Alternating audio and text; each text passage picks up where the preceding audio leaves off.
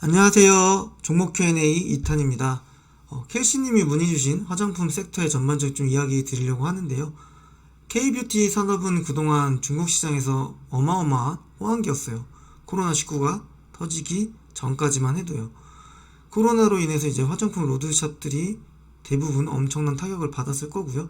그런 것들이 아마 이런 차트나 실적에 반영되지 않았을 거라고 생각이 들고 있습니다. 이제는 기업별로 나눠서 좀 체크해 보도록 할게요. 첫 번째로는 LG 생활건강입니다. 좌측이 이제 월봉 차트고 작년 7월 최고가인 178만 4천원을 찍고 현재는 30% 이상 하락한 110만원대에서 주가가 움직이고 있습니다.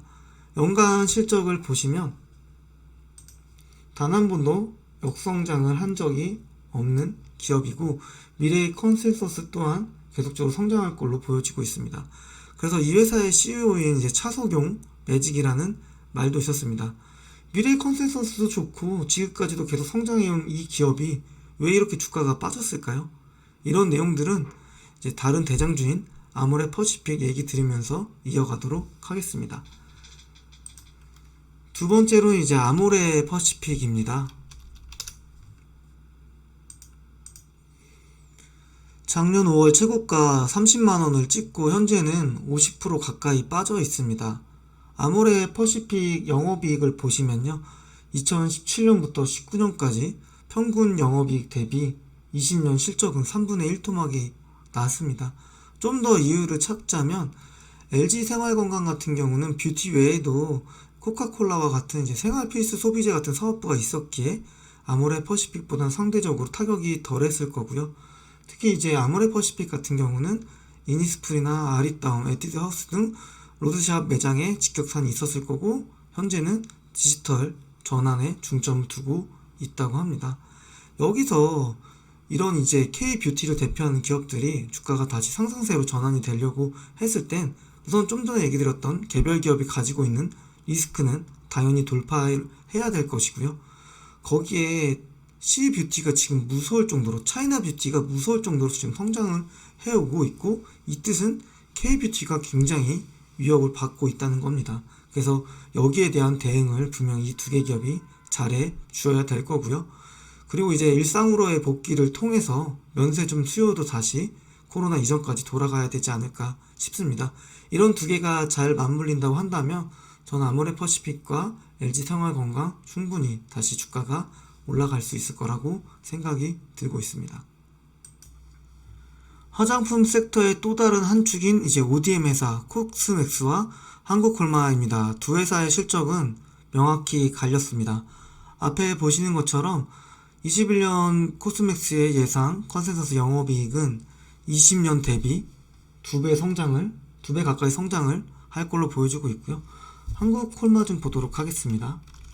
한국콜마 같은 경우는 20년 대비 작년에 역성장할 것으로 보여지고 있습니다. 실적 또한 2018년 수준으로 좀 회귀가 되는 모습입니다. 이 두 개 기업의 차이는 코스맥스는 이제 본업에 집중을 했고 한국콜마 같은 경우는 CJ 헬스케어를 인수해서 사명을 HK 이노엔으로 변경했고요. 이런 걸 통해서 외형 성장과 사업 다각화에 중점을 두었다는 것입니다.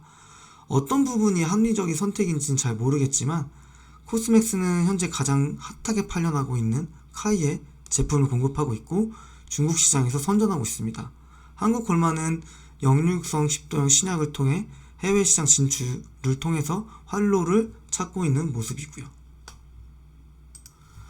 아무쪼록 저는 애국심이 강하기 때문에 K뷰티가 전 세계적으로 뻗어나갔으면 합니다. 다음은 이제 흥국 FM입니다. 앞에 보시는 것처럼 이제 친환경 음료 관련된 사업들을 하는 기업이고요. 올해 사상 최대 실적이 예상되고 있는 기업입니다. 여기 보시는 것처럼 영업이익이 73억으로 예상이 되고 있고요. 다만 조금 걱정인 거는 2분기, 3분기 실적이 영업이익 기준으로는 31억 정도 나왔어요. 근데 4분기 영업이익이 6억으로 많이 낮아지고 있는 부분이 좀 우려스러운 부분이고 아무래도 이제 친환경 음료 자체가 몸에 좋고 면역 효과가 있기 때문에 그런 특수 효과를 누렸을 거고 다만 내년에 죄송합니다.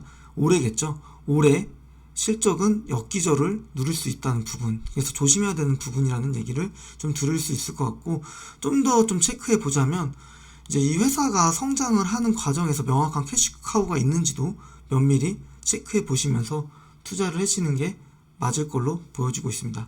이제 라스트로 TBC입니다. TBC 같은 경우는 이제 SBS와 제휴를 통해서요, 70% 프로그램을 공급받고 있고요. 30%는 자체 제작해서 송출하고 있는 대구 지역의 민영방송이라고 봐주시면 될 것 같습니다. 3분기까지의 누적 영업이익은 34억이고요. 3분기 실적만큼 4분기 실적이 나와준다면 사상 최대 실적도 가능할 것으로 보여지고 있습니다. 하지만 아마 TBC는 현재 대선 후보 정치 테마주로 엮여있는 것 같아요. 이제 저측의 월봉 차트를 보시면 11월에는 63% 가까이 하락을 하기도 했고요. 11월, 12월에 계속적으로 윗꼬리가 달고 있고 1월 현재도 윗꼬리가 달리고 있는 모습입니다. 저는 개인적으로 이렇게 피뢰침이 만들어진 기업들을 선호하지 않습니다. 그만큼 좀 우려스러운 부분이 있다는 얘기를 좀 드리고, 좀 더 얘기 드리자면 이 11월에 있었던 이 장대 양봉의 중시값을 회복하느냐, 이게 좀 중요한 포인트로 보여지고 있고, 가격대는 1,800원대라고 봐주시면 될 것 같습니다. 아무래도 이 정치 테마주 같은 경우는 후보자의 발언이나 당선 여부에 따라서 주가가 요동치기 때문에 항상 신중에 신중을 더해서 보수적인 투자를 하시길 바라겠습니다. 블랙스탁은 이번 주 이렇게 마감했고요. 다음 주에도 또 양질의 콘텐츠로 찾아뵙도록 하겠습니다. 감사합니다.